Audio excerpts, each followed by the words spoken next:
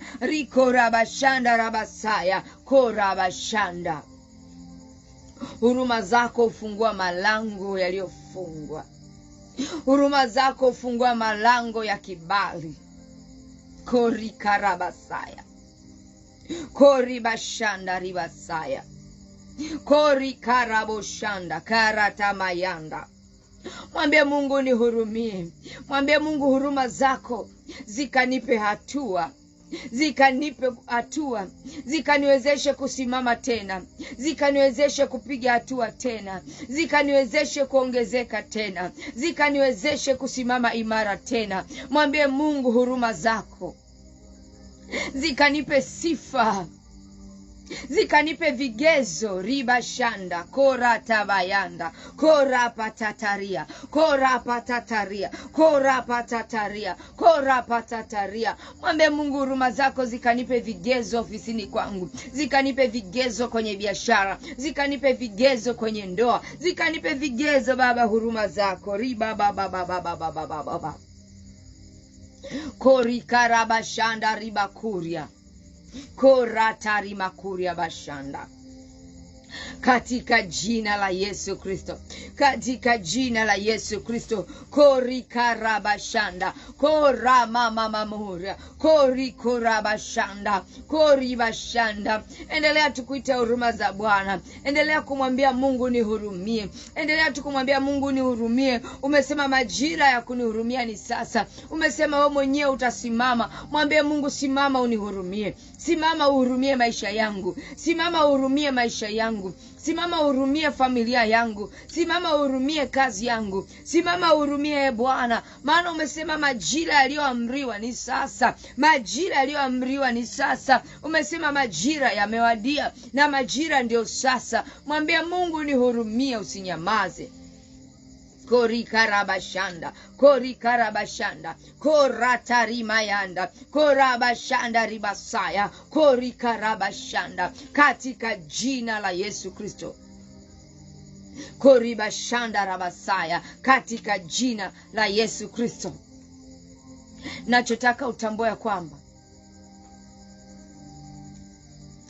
ndani ya majira ya Mungu, Mungu anapokuhurumia, mkono wake huwa una nguvu kwenye maisha ya mtu.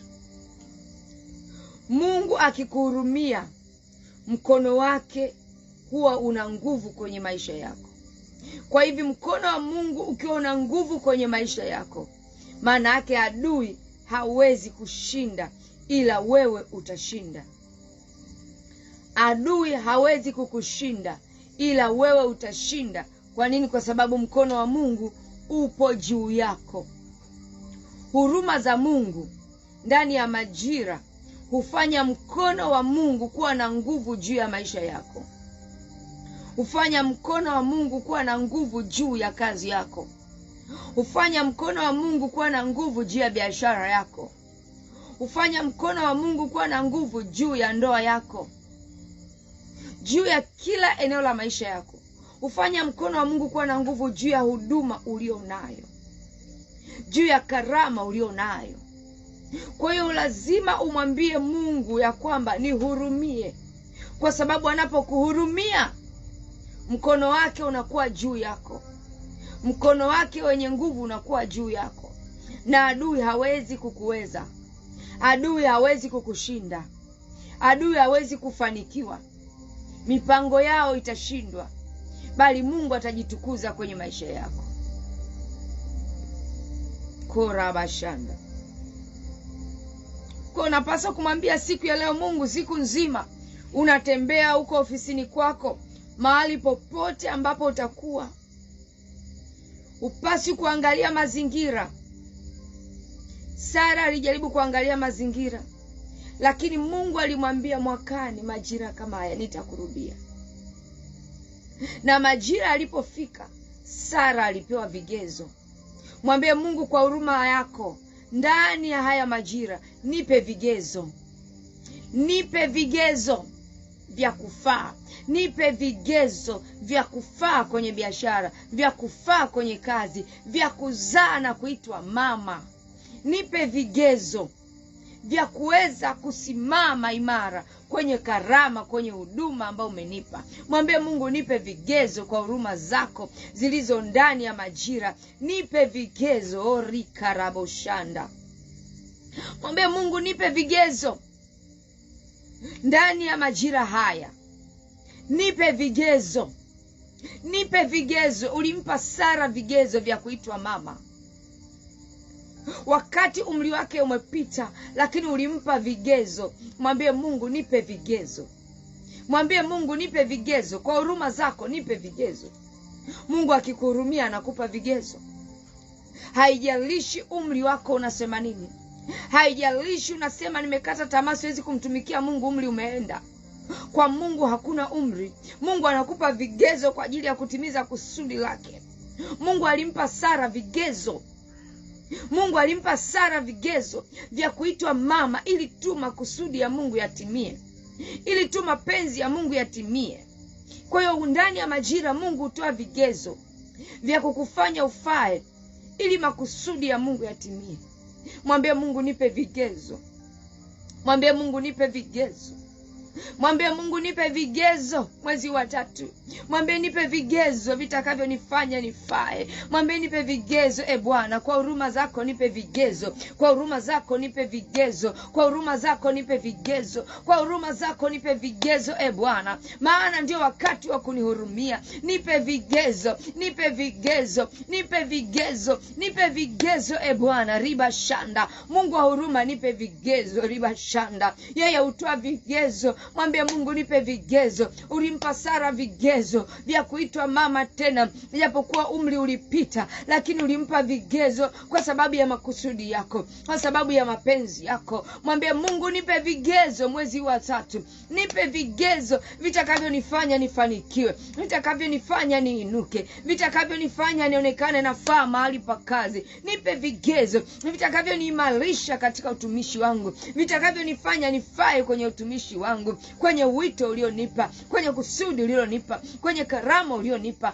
Mwambie Mungu, nipe vigezo. Riba shanda, riba sika, riba saya, riba shanda, riba saya. Mungu hutoa vigezo. Rikarabo shekere baba baba baba, rikarabo shanda, riba shanda, riba shanda, riba shanda. Mungu hutoa vigezo. Mungu hutoa vigezo. Mungu hutoa vigezo. Ndio maana nasema katika Ayubu koraba shanda ile sura ya 9 ya kwamba yeye atendaye mambo makuu yasiyotafutikana. Karaba shanda, koraba shanda, mambo ya ajabu. Ribo shanda. Mwambie Mungu, nipe vigezo mwezi wa 3. Nipe vigezo. Nipe vigezo, Bwana. Nipe vigezo. Riba shanda.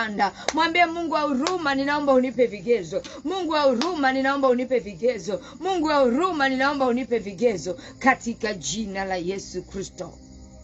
Korabashanda, korabashanda, korabashanda. Mungu anaenda kukupa vigezo katika jina la Yesu Kristo. Mungu anaenda kukupa vigezo katika jina la Yesu Kristo. Haijalishi ni umri, haijalishi unaona wakati umeenda, haijalishi unaona imefika mwisho. Mungu anaenda kukupa vigezo. Utafanya vizuri kwenye kazi, utafanya vizuri kwenye biashara, utafanya vizuri kwenye ndoa yako, kwenye familia yako. Mungu atakupa vigezo vya kuitwa mama. Mungu atakupa vigezo. Riba shanda, kama alivyompatia Sara vigezo katika umri aliyokuwa nao. Mungu akampa vigezo, nawe anaenda kukupa vigezo. Nayo ndio maombi yangu kwako mwezi wa 3. Mungu akupe vigezo. Mungu wa huruma akuhurumie na kukupatia vigezo katika kila eneo unalotamani kumuona katika jina la Yesu Kristo. Mungu akupe vigezo. Mungu akuhurumie na kukupatia vigezo. Mungu akukumbuke na kukupatia vigezo. Maana anasema ndio wakati wake yeye kwenye maisha yako. Ni majira ya yeye kukuhurumia, ni majira ya yeye kukukumbuka. Majira yamewadia. Hayo ndio majira yako. Hayo ndio majira yako. Majira ya kuponywa, majira ya kufunguliwa, majira ya kuinuliwa, majira ya kukumbukwa, majira ya kuzaa, majira ya kustawi. Haya ndio majira yako. Mwezi wa 3 ni majira yako kufanikiwa. Ninakuombea ikawa hivyo kwako katika jina la Yesu Kristo. Ikawa hivyo katika jina la Yesu Kristo. Mungu akupe neema.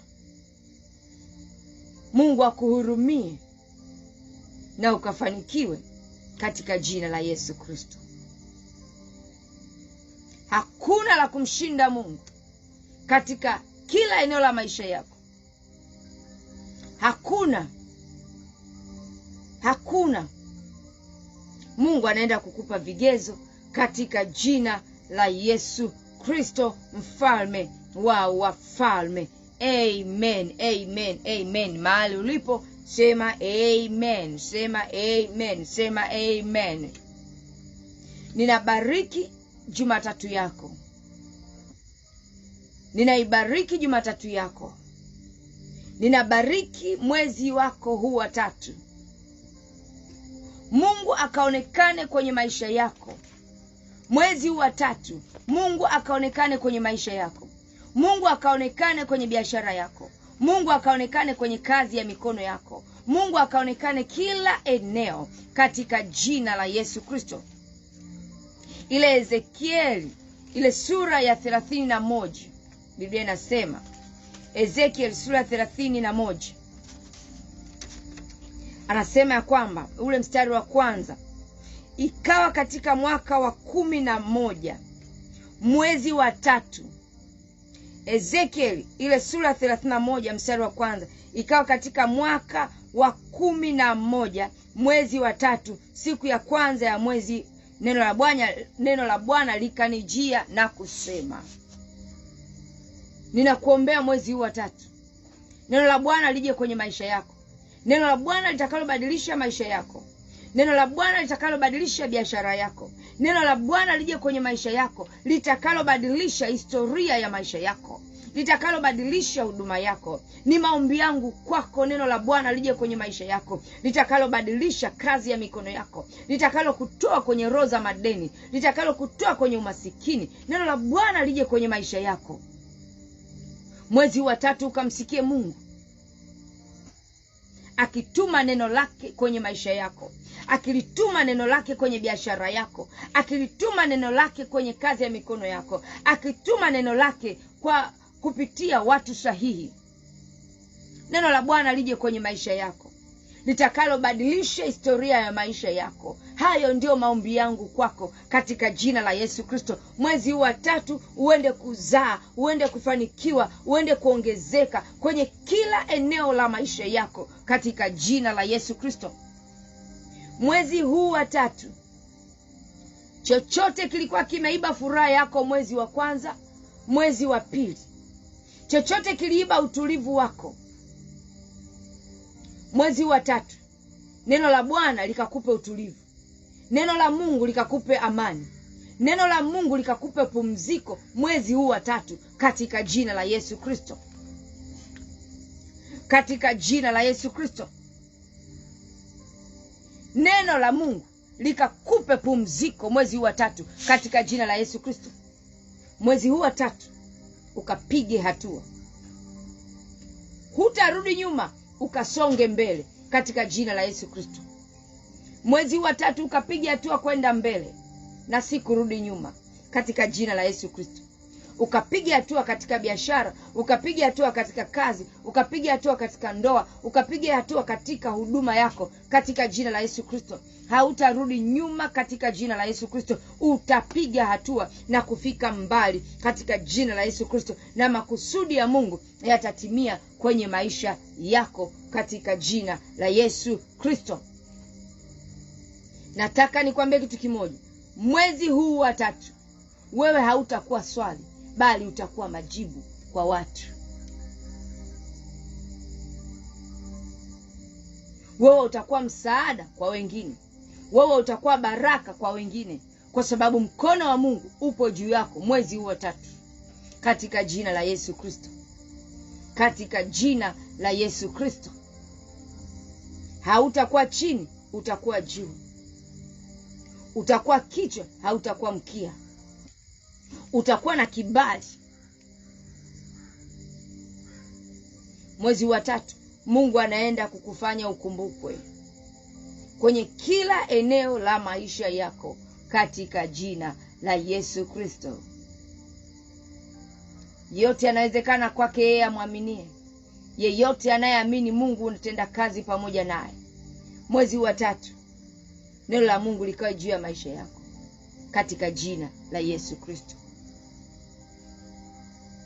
Na mahali ulipo sema amen, ukiamini ya kwamba haya ndiyo majira yako. Ukiamini ya kwamba haya ndiyo majira yako katika jina la Yesu Kristo.